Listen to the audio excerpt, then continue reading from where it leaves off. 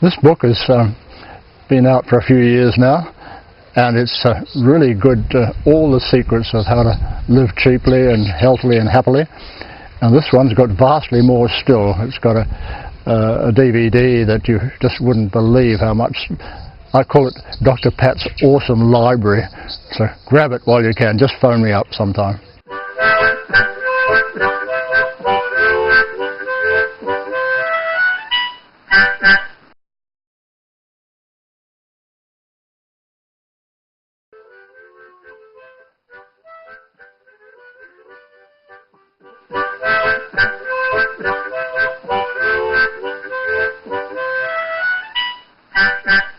This I call Spaced Out.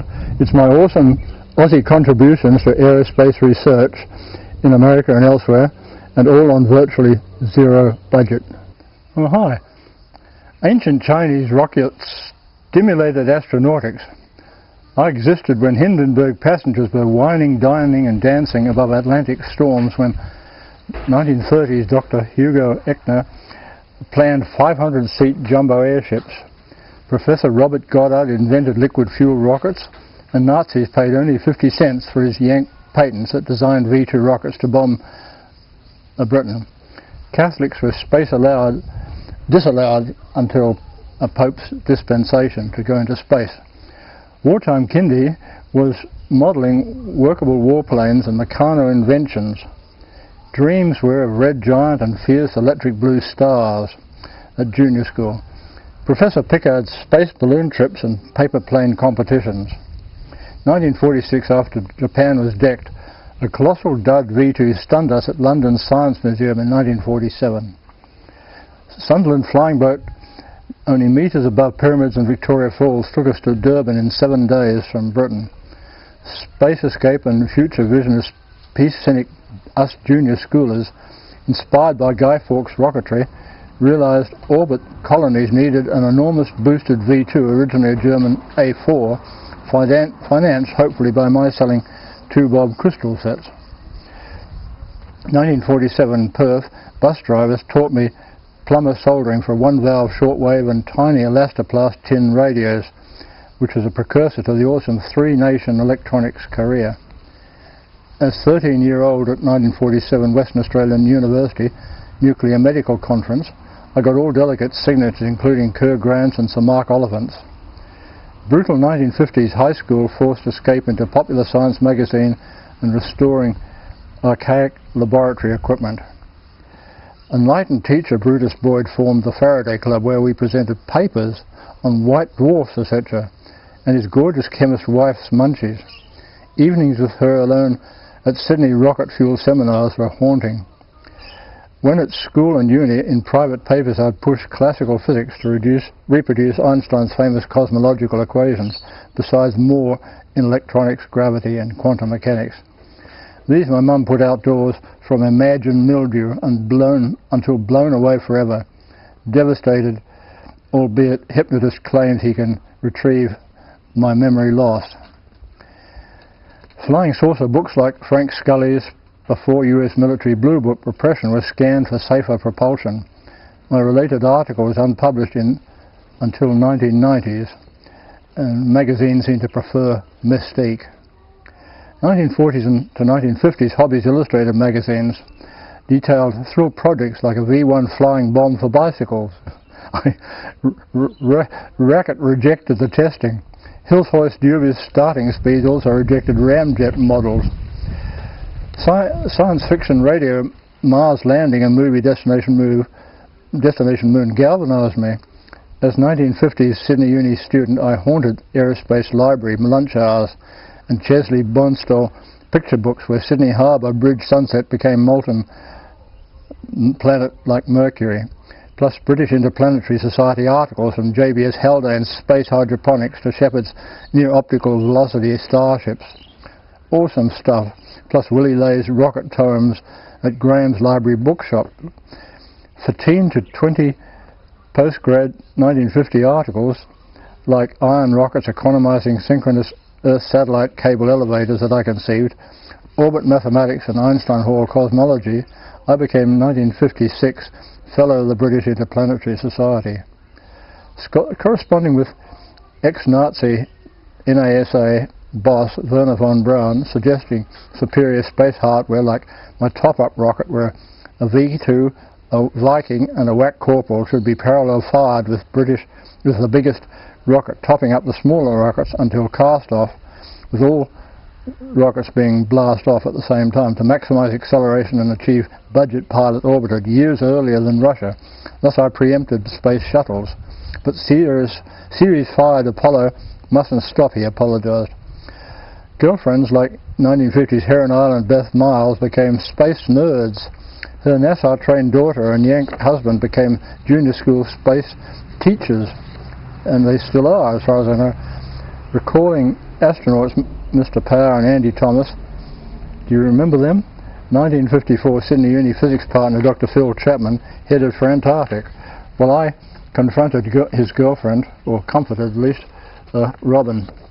Later, after our migration to America, assisted by Werner von Braun and President Eisenhower, yet ingeniously avoiding national service 4 times, I sponsored him into America to become a full astronaut, albeit cancelled when previous Apollo exploded. I never trusted rockets to become an astronaut.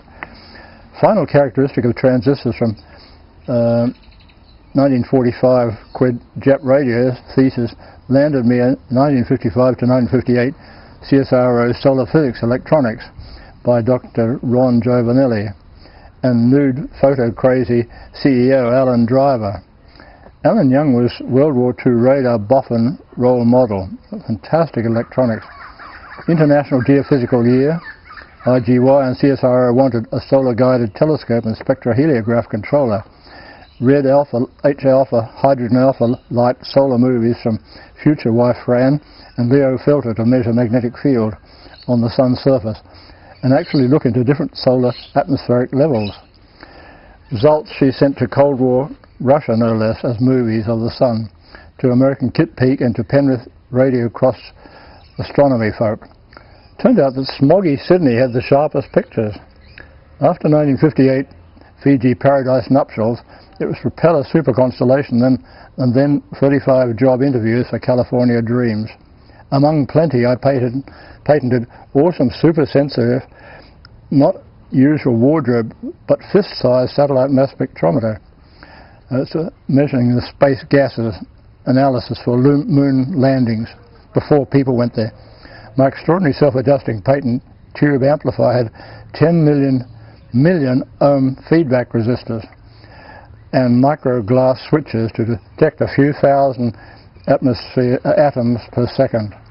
Discrete components, nothing microchips or anything like that, assembly needed, unheard of, 1959 ultra clean room.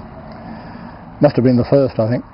Light relief as San Gabriel's Astronomical Society secretary came from Saturn rings gawping through portable telescopes on sooty Los Angeles mountains until some fiend trips her supernova photo flash down the tube. In developing aerospace communications, hands-off computers and instrumentation, our big discrete component 0.13 gigabytes drum memory computers and 2 registers on each card had H transistors only, whereas millions are now common. And it was process controlled 1960s. Factories and refineries, TV, traffic, power, railroads, nuclear, steel, concrete, chemical and aerospace, all hands off, entirely run by those old-fashioned drum memory computers.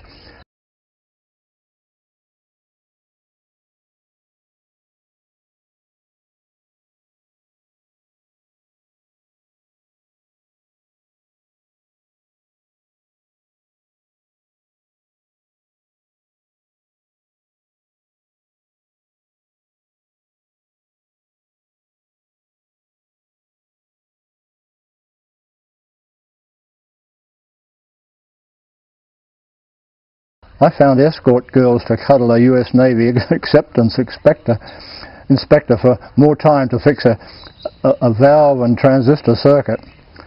Salary quadrupled as I happily company shuffled.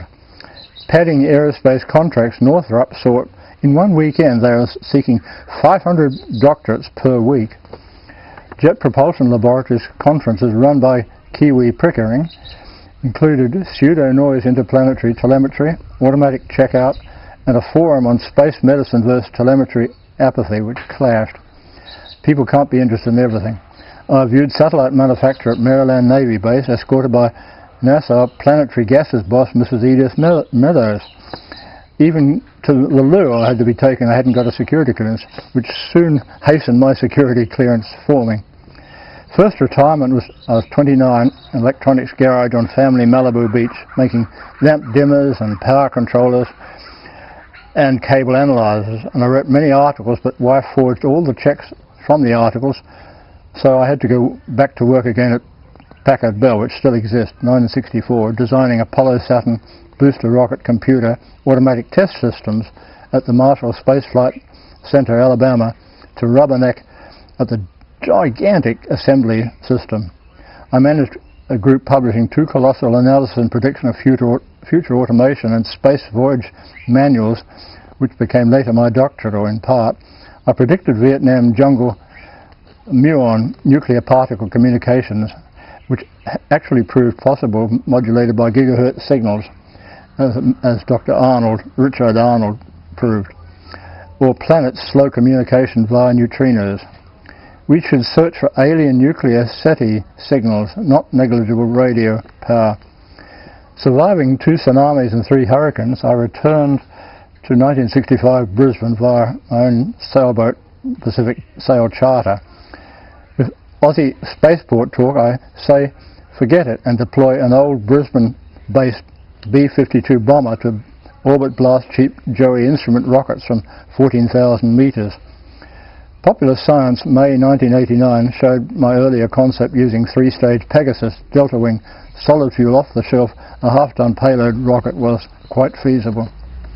Aging colleague Arthur C. Clarke of 2001 Space Odyssey and Chancellor of the Sri Lanka University pushed my Australia's first mathematics library, MAL. More recently, I lectured Mars Society at Queensland University, who share overseas Mars problems, proposing a 17-year-old solar tricycle for Mars rover rescue.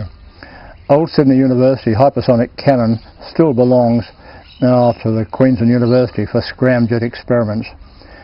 Really, they should use me more, I feel. Thanks partly to our pioneer decades, astronautics, moon golf, 1947 dream, most any kid could have done the above if they'd done more study and less of the other. Homemade, redureless, roadworthy, 17-year-old dual solar trike, me 75 and partner Lucy 86, hints at 150 items and a quarter-acre edible trees for Australia's reportedly most sustainable home. Amateur cosmology uses school trigonometry for reasons behind Hubble's universal expansion, the homogeneity of cosmological expansion and the age of the universe.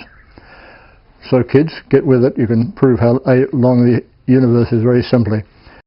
For my 1967 Sydney Uni flying saucer, there's a speaker cone on a table driven by a 1 to 3 hertz square wave from a tiny DC amplifier. It jumped skyways and crash landed every cycle. If I'd only thought to use sawtooth wave, the same speaker would have jumped up but only partly down, hence a jerky UFO. Try it.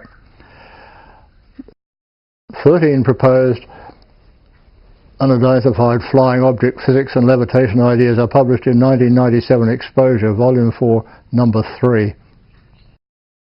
To Reverend Tom Toolgood's saucer models, stable, glide, great distances, maybe never economical as are vacuum planes that I've been talking about. Old colleague's 7-engine flying saucer, ergo highly unsafe. Decades since before World War II, ephemeral, inappropriate, unstable and inexpensive private or military all tried to copy flying saucers. Most creditable US UFO researcher is Swiss Eduardo Mia. See Gary Kinder's book, Light Years. I have no rabid UFO interest. I only desire to discover real or imagined propulsion. 1997 Australian UFO Symposium. They all seem to have gone out of business now, these symposia. Sadly, such groups have no interest in possible alternative lift physics, as shown earlier. My recent book cover. This is stable budget 1930s Lanier vacuplanes that had ultra-short slat wings and only 20 meters STOL, or short takeoff and landing. Eradicate weekly airline crashes and stalled car traffic on fossil-covered roads with the Miami University Florida Aviation Department's Professor Lanier. His awesome 1929 vacuum patents, a third to a half the usual wingspan of formerly student junk built and flown, the same year the Graf Zeppelin globe circled. Dozens have flown. These ultra quiet, stable, efficient Laniers have great safety, and almost they fly themselves. They almost hover, in fact. Enhanced hangering and storage, and they avoid the traditional dangers of vortex loss, flutter, rigidity, fatigue, stall and spin. Lateral slip-off, dive at stall and skid in turns are all avoided. Wings should inspire short wind turbine blades as well as wind or water propellers, as I have given a paper on one time. Lanier principles involve a slatted wing like Venetian blinds on a table. As wind gustures over the wing, each trough experiences reduced air pressure, which is lift, of course. Slat wing closes for high speeds. Solar electric, solar steam, alcohol or hydrogen are feasible emissionless fuels. And incredibly, the slow speed that they can go at is that of a runner, if they want to go slow. With every field and airport is written on the fuselage of many other planes, because 30 meters backyard takeoff and landings. So convert airports into a solar wind farms or public edible parks where fuel can be grown, thereby saving and making billions. I paid $4,000 pension of my pension to simulate slat wings by top mathematicians at the 2005 Mathematics in Industry Study Group, Massey University, New Zealand. Amazingly, it baffled them. Like barges, early conventional aircraft, besides wheels and engine, were made of more renewable resources than cars, like wood, cloth, string, wire, pitch, bamboo, shellac and rubber. I suggest a wide-body Lanier for ground effect craft, about the most economical, as in the above quoted books. Economic space shuttles for takeoff and assisting and landing could use slatwing and other planetary atmosphere relative to re-entry and glide vehicles.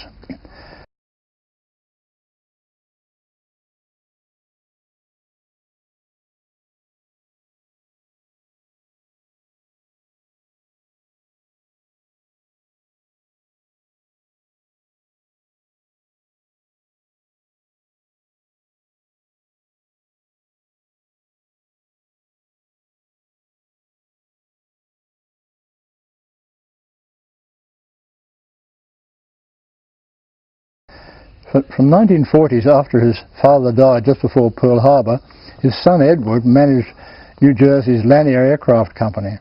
His 1940 to 1960s more streamlined steep climbing wing of many became a paraplane instead of a vacuplane. Such was my Sustainable Home Engineering, SHE for short.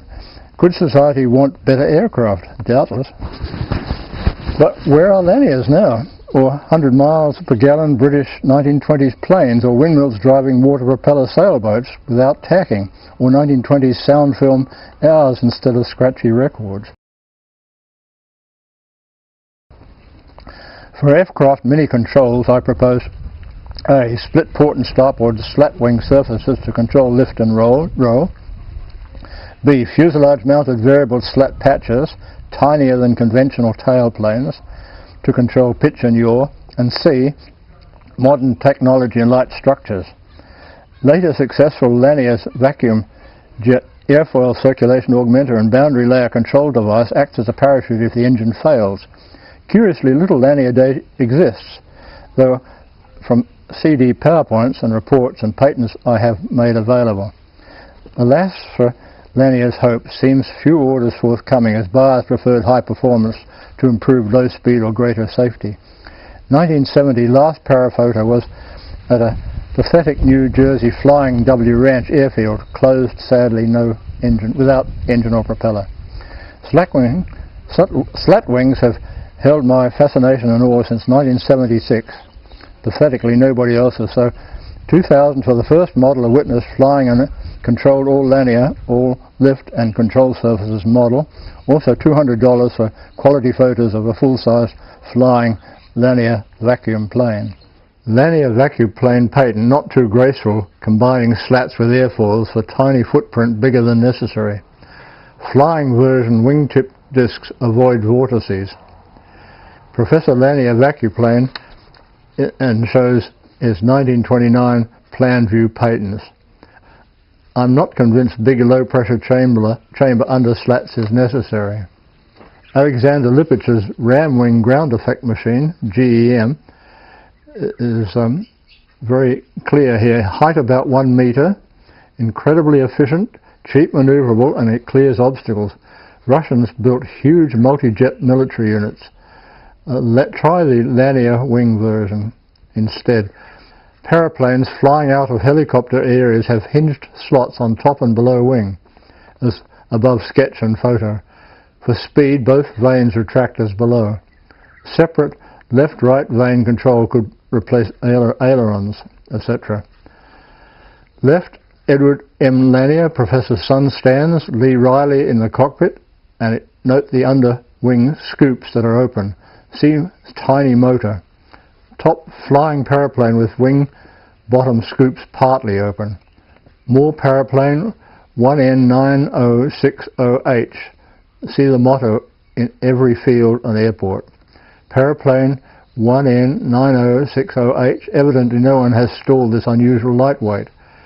And paraplane same except for number 2 with longer nose and taller fin and rudder. More paraplane 1N9060H. Despite great performance, tiny paraplane faded. Engine hood is far shorter than a car's. Imagine modern materials. Note high takeoff angle. Awesome. Car a conversion obviously possible. Short takeoff and landing, and a new 1958 approach. Final cheap two-seat Lanier aircraft caught paraplane commuter as private business craft with very slow flying, plus 18.3 meter takeoff only. 1970, last same paraplane photo at Flying W Ranch, New Jersey, sadly minus engine and propeller. The airfield then closed. I paid $4,000 of my pension for Expert Week Lanier study at Mathematics in Industry Study Group Workshop, Massey University, Auckland, 2005. Partner, Lucy, 81, top right, and I gate crash each other's conferences. Below, part of my team brainstorming Lanier unsuccessfully. Thanks for fast flow software to no avail, too tricky in a week. Team studied easier non-linear shapes quite ineffectively. Too late I persuaded otherwise.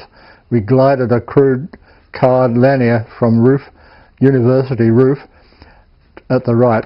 These are our models. Balsa vacuum plane radio control model flew perfect for years. Fast, highly stable, self-correcting like the 1930s originals.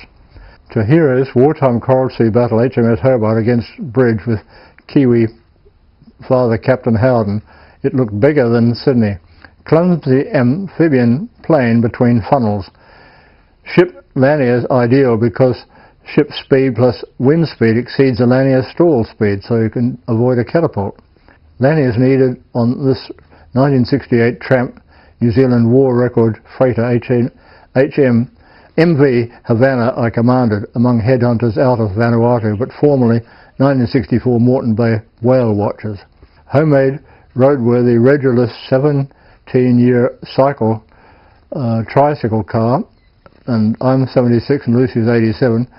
We just need to add a Lanier wing because it supports Australia's most autonomous house. With millions of roads and chonky vehicles, fossils are inappropriate. Hence pursue cheap budget Vacuplanes safer than current Widowmakers. University of Queensland Mars Conference proposed it for a Mars rover rescue vehicle. Here's some of the little gadgets before I announce next week's episode.